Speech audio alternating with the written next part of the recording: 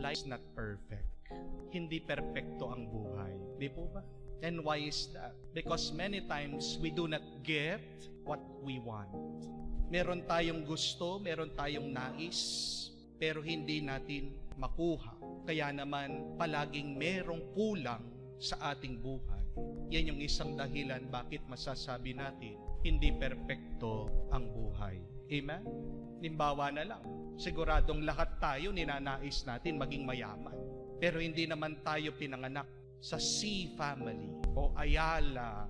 Hindi tayo naging anak ni Lucio Tan o ni Bill Gates. Pinanganak tayong dukha, mahirap. How we wish we could be millionaires, billionaires, then life could be perfect. Paano nga?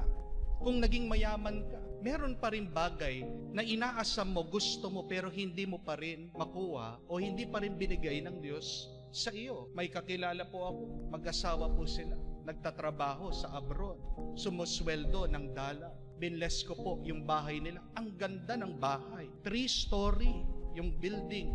Kompleto, modern, nakakamangha ang kanilang tahanan. Kala ko yung bata na naglalaro, anak nila. Tinanong ko, anak niyo po? Father, hindi po. Pamangkin po namin. Yun nga po yung masaklap na katotohanan.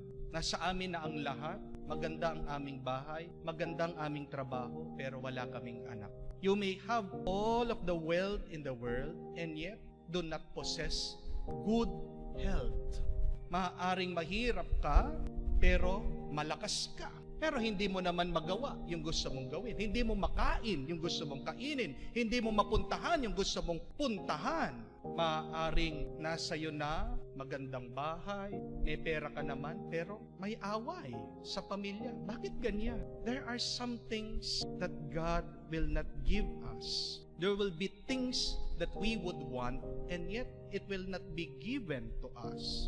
May kulang palagi sa buhay. Kaya nga, life is not perfect. At hindi lang kulang, palagi merong problema. Life is so messy, napakagulo. Limbawa na lang, nakuha mo na yung iyong dream job, masaya ka sa trabaho mo, maldita naman yung boss mo. Masungit naman yung mga katrabaho mo. There will always be problems in our lives. Nagkaroon ka na ng biyaya. Meron nga kayong anak, pero yung anak mo pasaway, rebelde. Meron kang pera, pero napaka-busy mo. Hindi mo maiwanan yung business mo, magbabakasyon ka, palagi mong iniisip yung business mo, wala kang peace of mind, hindi ka makatulog. There will always be problems in life. But the question is it really important for us that life should be perfect? Yun ba yung pinakamahalaga sa buhay natin? Yung maging perpekto ang ating buhay? Hindi po, no? Kasi kung pag-iisipan mo, meron pang mas mahalaga. Ano yun? Yung maging masaya ka lang, yung maging payapa ka lang, yung merong pagmamahalan sa buhay. Di po ba? Aanuhin mo ang perpektong buhay kung wala yung mga bagay na yan. There is no happiness, there is no peace, there is no love. Di bali nang hindi perpekto ang buhay. Basta't masaya ka lang, basta't payapa ka lang, basta't nagmamahalan kayo. Amen? At yun yung tanong paano magkaroon ng tuwa, galak, saya, kapayapaan, pagmamahal ang ating buhay? Ang sikreto po niyan, alam natin, nasa Diyos. Sabi ni Santa Teresa, if you have God, you lack nothing. With God, all things suffice. Puno ka, perpekto ang buhay mo pag nasa iyo ang Diyos. Nakakapagtaka, di po ba? Ang ina ng Diyos, pinili ng Diyos, binasbasa ng Diyos, pero hindi naligtas sa kaguluhan ng buhay.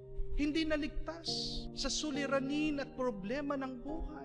Ito yung mga pinagninilayan natin, mga 7 lungkot ng ating mahal na ina. Nawalan ng bahay, ng ibang bansa dahil pinapatay ni Haring Herodes ang sanggol na si Jesus. Ang hirap po kaya nun. Yung mawalan ka ng bahay, lumipat ka, di po ba? Yung mawala lang yung anak mo, naranasan din po ni Maria. Hindi niya alam kung nasaan ang kanyang anak. 3 araw, 3 gabi, Ano yung pangamba at takot na nasa loob niya. At ang pinakamasakit na naranasan niya ay yung makita niya, yung anak niyang pinako sa krus, pinapahiya ng mga tao, minumura ng mga tao, namatay sa krus. Tapos siya pang naglibing sa kanyang anak. Ang sakit. Kasi hindi natural na ang magulang siyang maglilibing sa anak. Di po ba? Ang mga anak, sila dapat ang maglibing sa mga magulang. Ano kaya yung mga sinasabi niya, dinadasal niya, sinasabi niya sa Diyos? Pero kahit na basahin natin, tignan natin ang mga ebanghelyo, ang Biblia, wala tayong maririnig na pagrereklamo kay Maria. And why was that? Because she has God always in her heart. She always believed in God. At dahil nasa Kanya palagi ang Diyos, at dahil palagi siyang naniniwala sa Diyos, life was perfect for her. Despite of the many problems, despite of this pain, kaya pa rin niyang umiti, kaya pa rin niyang maging masaya. My dear friends, may we learn to be okay with life when it is not perfect. Matuto tayo na sabihin, okay lang, tanggapin mo na hindi perpekto ang buhay. Basta't nandyan ang Diyos, nagpupuno sa iyo. Iwasan mong tingnan, bigyan ng pansin ang mga krus mo sa buhay. Bigyan mo ng pansin si Jesus, ang Diyos.